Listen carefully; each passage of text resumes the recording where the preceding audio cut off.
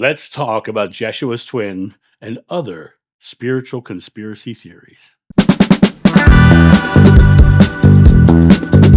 Hey guys, it's John sitting here in my living room on a beautiful afternoon. It's been a wonderful day. My son is asleep upstairs because he's a college kid who's home for the weekend. So, of course, it's the mid afternoon. So he's asleep. He was up all night playing video games.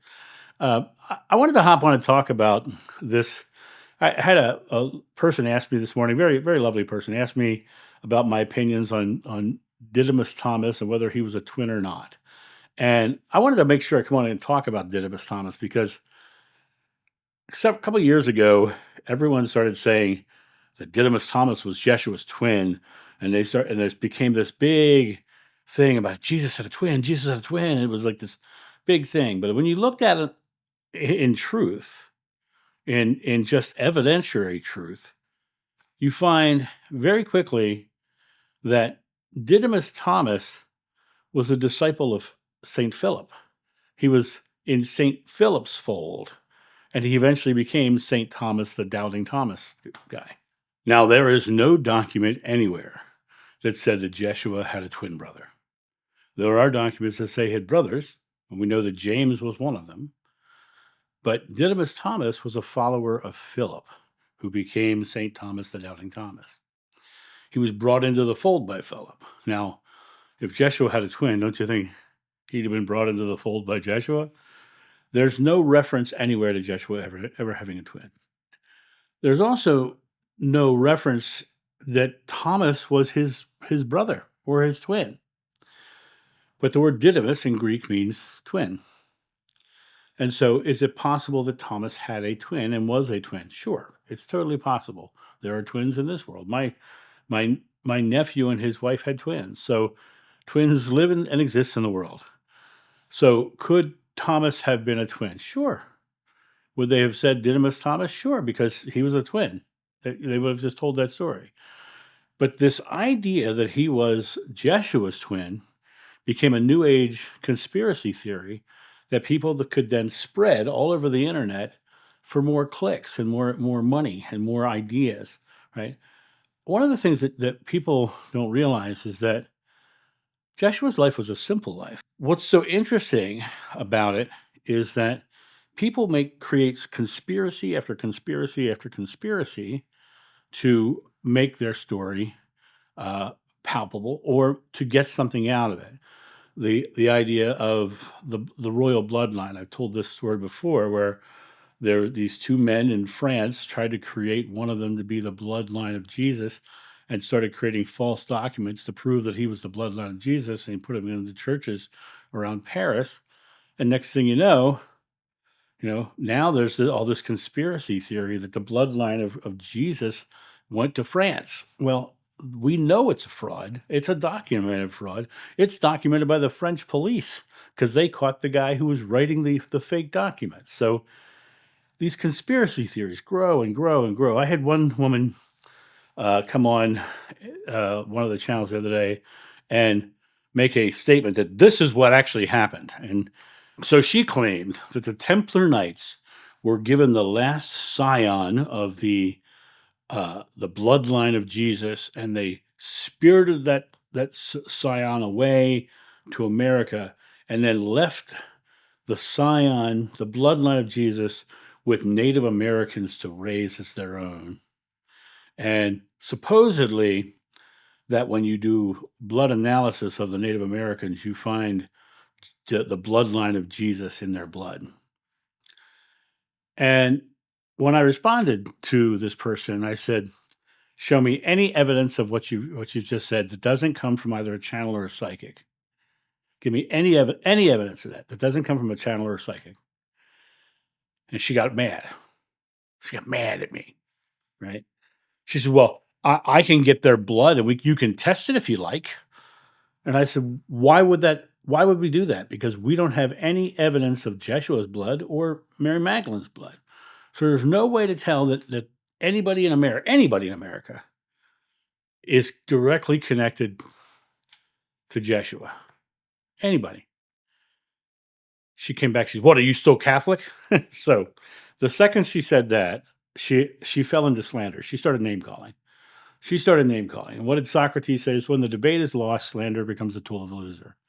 I debunked her by saying it's you can't come from a psychic or a channel, and the bloodline that you're trying to claim, there's no evidence of the original bloodline to match it to. So I completely debunked her story, and she immediately started slandering.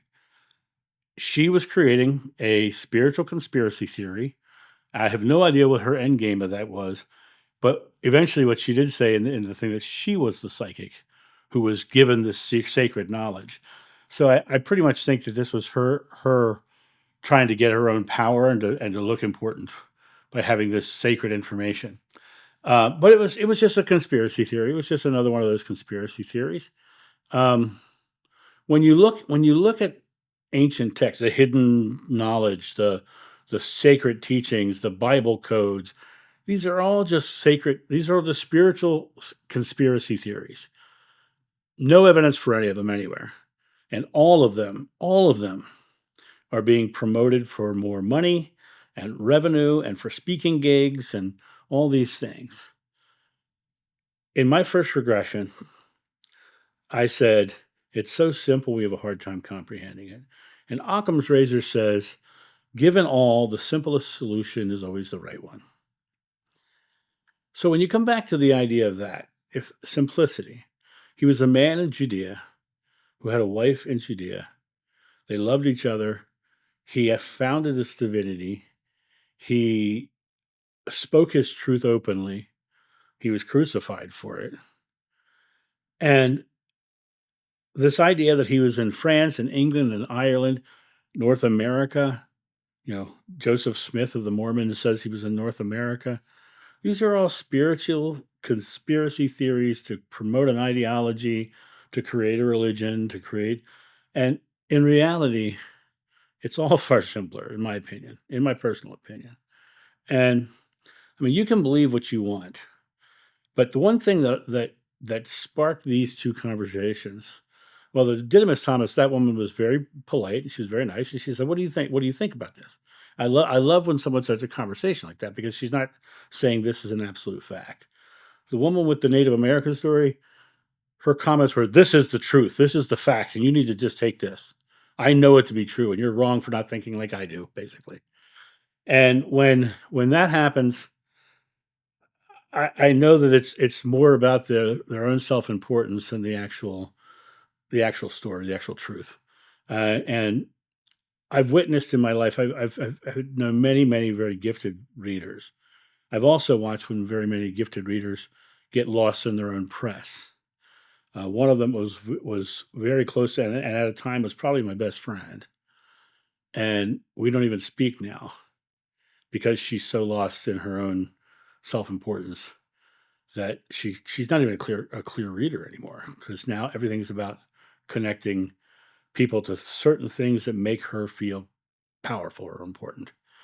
And that happens in a lot of the spiritual readers out there too. They start to believe their own press, or they start to create things, stories to make them have more audience. And the one thing about my channel is I will only speak my truth. I don't expect you to believe me at all. I don't expect you to take anything I say as truth. But it's my truth and it works very well for me. People try to sway me to their faith all the time, and I always tell them I'm very confident in my truth. I have no need to be saved or taken somewhere or helped or I'm very, very comfortable and confident in my truth because it proves true to me every day. And the conspiracy theories never prove true to me because 9 times out of 10, I can dig up some actual research and some actual documents from ancient times, and I can find where they are falsehoods, and I can find where the story is being made up or embellished to create something that they can monetize. And so, in my personal opinion, it's all far simpler. And when you look at this idea that we are supposed to live into the doctrines of somebody because they believe it, then it really comes down to where'd they get their information. And nowadays, most people are getting their information from conspiracy theories or channels or psychics. and they're choosing to believe they're infallible when every channel in psychic is bringing all the information that they're bringing through their own belief system. And I have yet to meet one who I feel is completely factual or completely true. I've yet to meet one. You look at Edgar Cayce, the most documented one in the world. His stuff is peppered with Christian doctrines and Christian ideologies, and I don't believe it. I don't believe it. I think there's some good stuff in there. Of course, I lean into it, of course, because he did say John the Beloved would again be named John.